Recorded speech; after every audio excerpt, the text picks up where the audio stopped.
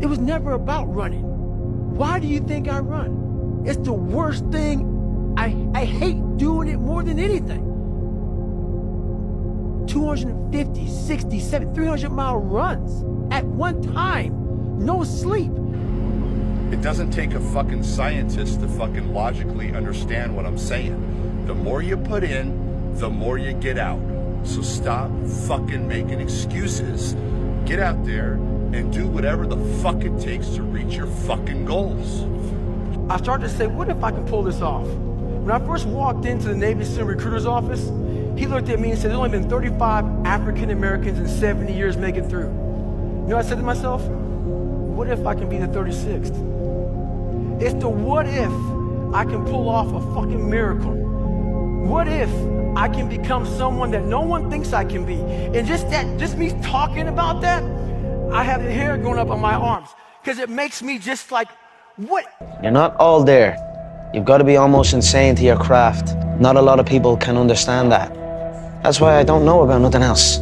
I do not pay attention to nothing else. There was games of football on yesterday, there was rugby, there was this, there was that.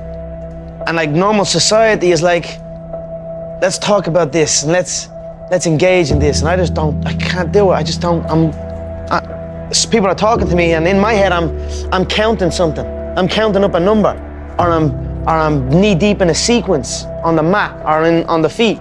That's my life, sequences and numbers, nothing else. I cannot pay attention to nothing else. You know, I heard a quote one time from Vincent van Gogh that really rang true. He said, he has dedicated his life to his art and he has lost his mind in the process. When I sat and I thought about that, it sounded very familiar. I have given every single thing, every ounce of my life to this craft, to perfecting my craft, and I continue to do so.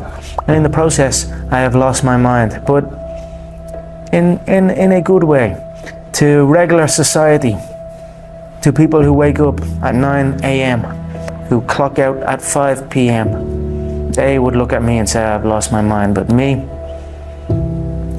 I have found it almost.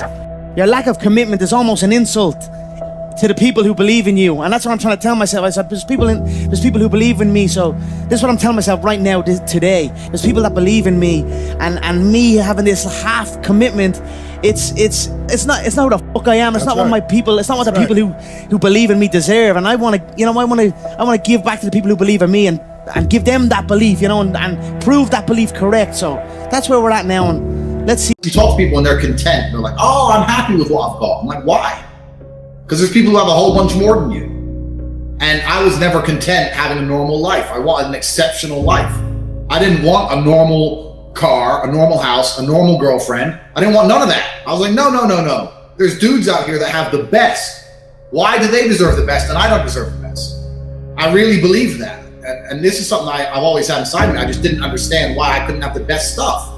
A wealthy upbringing. We come from a very poor upbringing. When we moved to England, we were in a homeless shelter for the first year as we were trying to find council housing, and we were a single mother council estate. Yeah. I've got every excuse everyone else has got to be a criminal asshole, and I'm not. Yeah. So, and people go, oh, you're lucky you could kickbox. I said, getting up and running to this gym because my mom didn't have a car and we couldn't afford the bus, and running 4 miles training, then running 4 miles home is not luck.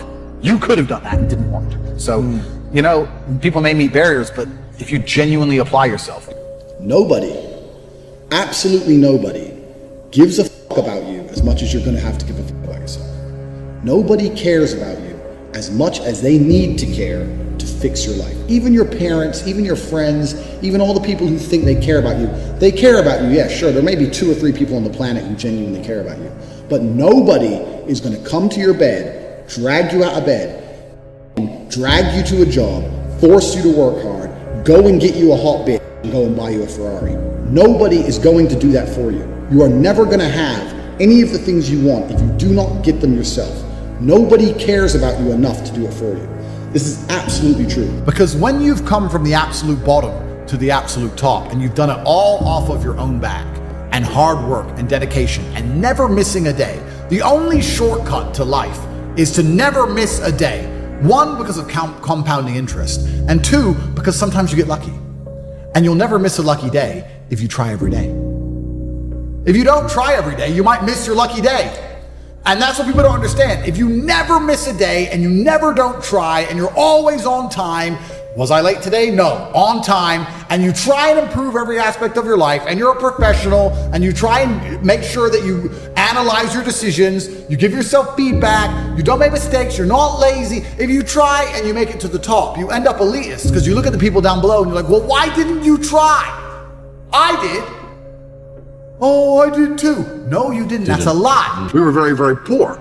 Me, my mother, and my brother, when we moved to England, we grew up in a homeless hostel. So I grew up at the very end of the socioeconomic ladder. I had a worse start than 99% of people. But I lived my life when I was poor, furious at the fact I was poor. Because my ego, and I'll be honest, my ego is at a point where I didn't understand how other people can afford Ferraris and I can't. I would be 18, walk into college, and a Ferrari would drive past, and it would ruin my week. And everyone would be like, what's wrong with you? And I'd be like, don't you see, this fat fuck can buy a Ferrari and I can't. Why? He's not a better man, he's not a better person than me. I'm just as good as him, if not better.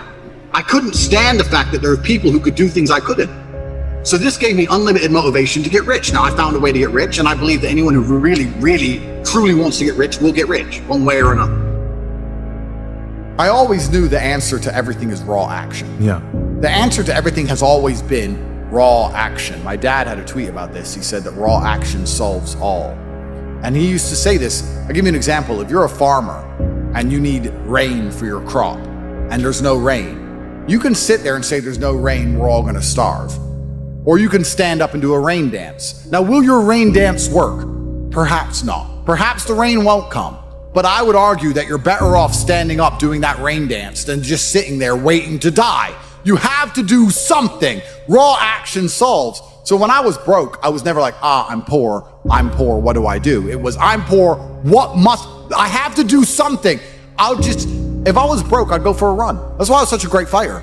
If I was broke, I'd sit there and go, I'm actually poor. How do I make money? Dunno. Where can I get some cash? Dunno. What work can I do? Dunno. I'll just go for a run then. And I'd just go for